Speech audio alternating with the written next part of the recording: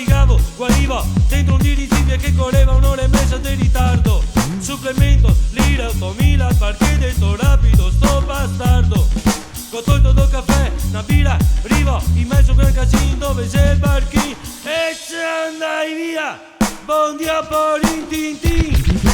Hoy nemo vedere i Pink Floyd. Hoy nemo vedere i Pink Floyd. Hoy nemo vedere i Pink Floyd. Hoy nemo vedere i Pink Floyd.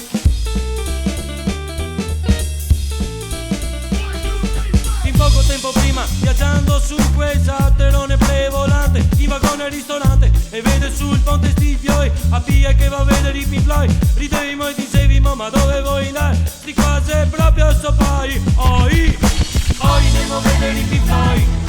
Hoy nemo vedere i Pink Floyd. Hoy nemo vedere i Pink Floyd. Hoy nemo vedere i Pink Floyd.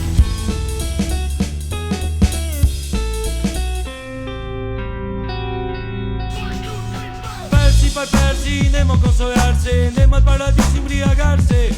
E l'alba, Venezia è piena di gente a tocchi, coi tocchi ci copi. E tanta ma tanta mona, mese roste, mese in coma. Alle 5 del mattina, coi stecchi sui oggi, in mezzo a una cacca mai vista. Che ho fatto il giornalista e che ho scritto solo l'intervista su sto cazzo del concerto di Pink Floyd. Hoy nemo vedere i Pink Floyd. Hoy nemo vedere i Pink Floyd. Hoy nemo vedere i Pink Floyd. Hoy nemo vedere i Pink Floyd. Hoy nemo vedere i Pink Floyd. Domanda: siete qui per i Pink Floyd? Risposta: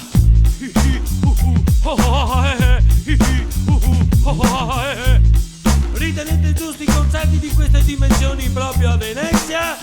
Non quello gli dà troppo vivo, però la gratis, voi tutti.